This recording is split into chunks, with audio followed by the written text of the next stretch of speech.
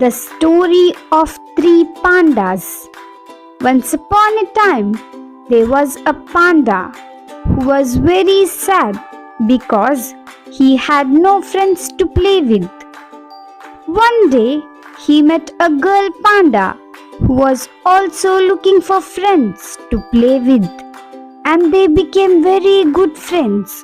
Some days later, the panda went to her house to look for her, and they went happily together to the park. Once at the park, another panda with no friends approached them and said, "Can I play with you?" And they said, "Yes, you can play with us." Since then, they always met new friends and were always playing and laughing. One day, the panda's parents punished him because he had gone off with his friends. But when they saw the fun they were having, they forgave him, and so they were all together again and were good friends forever.